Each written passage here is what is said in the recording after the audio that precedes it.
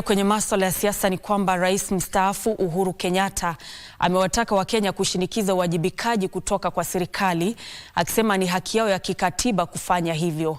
Aidha, kiongozi huyo wa chama cha Jubilee alionya kuwa kutoa matamshi ya kuchochea chuki ya kikabila huenda kukazua machafuko nchini, hasa wakati huu taifa linapojiandaa kwa uchaguzi mkuu ujao. Aliyasema hayo wakati wa mkutano wa wajumbe wa chama cha Jubilee katika kaunti ya Kiambu. Kwa mara ya kwanza katika muda wa miezi kadhaa, Rais mstaafu Uhuru Kenyatta leo alionekana tena hadharani akiongoza mkutano wa wajumbe wa chama cha Jubilee katika kaunti ya Kiambu. Rais huyo mstaafu alitumia hafla hiyo kuonya dhidi ya njama ya kuchochea chuki za kikabila na baadhi ya wanasiasa, akisema kunaweza kuzua machafuko wakati taifa hili linapojiandaa kwa uchaguzi mkuu wa mwaka ujao. Hakuna mtu ambaye anastahili kutisha kabila tofauti. Sisi zote ni Wakenya na Mwenyezi Mungu anajua ni kwa sababu gani alituweka pamoja kwa nchi ambayo inaitwa Kenya. Sio kuja hapa kutugawa na kutupiganisha. Hiyo sio haki. Hatutaki kugawanya nchi yetu. Hadharani mchana mtu kwanza kuzungumza maneno eti huwezi kukubali kwa Kikuyu, huwezi kukubali kabila hii, huwezi kukubali. Shida ya nchi yetu sio shida ya Wakikuyu, ama shida ya Wajaluo, ama shida ya Wakamba, ama shida ya Wakisii. Shida tuko nayo ni shida ya wananchi wote wa Kenya.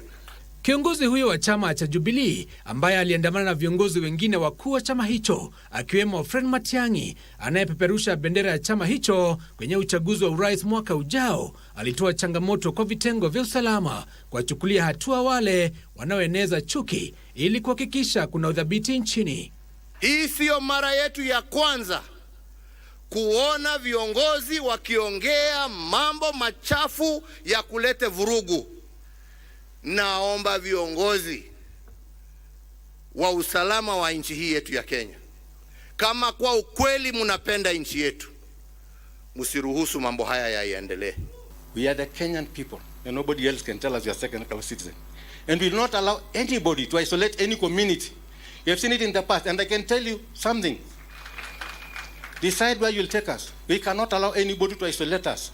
Uhuru alishtumu serikali ya muungano wa Kenya Kwanza kwa kile alichokitaja kwa kukosa kushughulikia bei ya juu ya mafuta ambayo imepelekea kupanda kwa gharama ya maisha kwa Wakenya wengi. Na kama unataka tusaidiane kutatua hiyo shida, semeni tutatue hiyo. Lakini kwenda kuweka shida ati uweke ati ni kwa sababu ya huyu, ni kwa sababu ya huyu. Na jameni, hakuna mtu ambaye haoni shida iko wapi. Wakenya hawatakula maneno wakiwa na njaa, wataka chakula. Mtoto hatasomeshwa na maneno, ni turekebishe maneno ya mashule. Aidha, rais huyo mstaafu alitoa wito kwa viongozi wa upinzani kuungana na kubuni muungano kabla ya uchaguzi mkuu wa mwaka ujao. Giverson Maina, Darubini.